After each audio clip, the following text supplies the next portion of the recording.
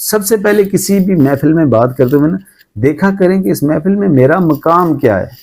Suppose ہم chamber میں بیٹھے ہیں تو مجھے اللہ نے آپ لوگوں سے چند سال پہلے اس پروفیشن میں بھیج دیا ہے. مجھے اللہ نے تھوڑا سا اس سیٹ پہ بٹھایا کہ میں آپ سے بات کر سکوں. اب میں نے جو آپ سے بات کرنی ہے، میں نے اپنے سٹاف سے جو بات کرنی ہے، اپنے ایسوسیٹ سے بات کا میرا انداز الگ ہوگا، میرا اپنے سٹاف سے بات کرنے کا انداز الگ ہوگا.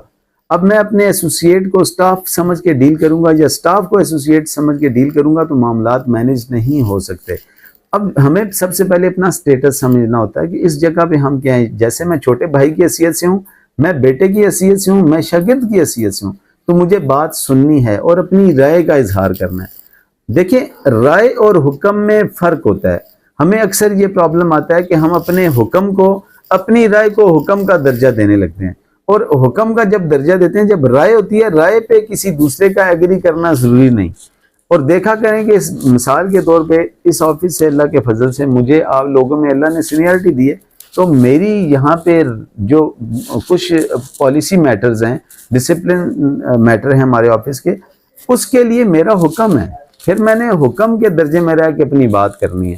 اب میں اس میں میرے چھوٹے بھائی ہیں یا کوئی اور اس طرح کا سلسلہ ہے، آپ جو بھی ہیں آپ نے رائے دینی ہے. اسی طرح بار کے معاملات ہیں، کورٹس کے معاملات ہیں، یا میری فیملی کے بڑوں کے معاملات ہیں، تو وہاں میں نے حکم کسی کو جاری نہیں کرنا، میں نے وہاں پہ اپنی رائے کا اظہار کرنا ہے. تو دیکھیں، اس میں بھی بڑی اہم بات یہ ہے کہ لازمی نہیں ہوتا کہ آپ کی رائے ہمیشہ درست ہو، اور یہ لازمی نہیں ہوتا. رائے تو رائے ہوتی ہے، وہ ایک سجیشن ہوتی ہے، ایک تجویز ہوتی ہے. تجویز پہ لازمی نہیں کوئی عمل کرے، اور اگر وہ کوئی عمل نہیں کرتا تو اس پہ حکم، دیکھیں حکم تو بائنڈنگ ہوتا ہے، سجیشن تو سجیشن ہوتی ہے، تو اس میں ہمیں ناراض بھی نہیں ہونا چاہیے.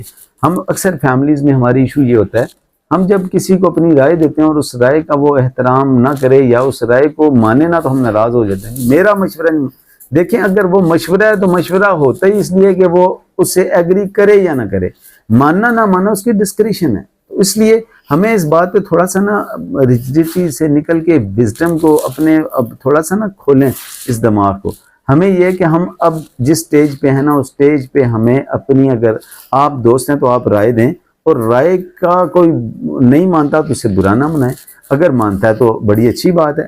سم ٹائم اچھی رائے ہوتی ہے، اسے ماننا چاہیے. سملرلی جس سٹیج پہ میں بیٹھا ہوں، مجھے مینیج کرنی ہوتی ہیں بہت ساری چیزیں، بہت سارے حوالوں سے، تو کچھ ایسی رائے ہوتی ہیں جس کا پہ عمل کرنا ضروری نہیں ہوتا.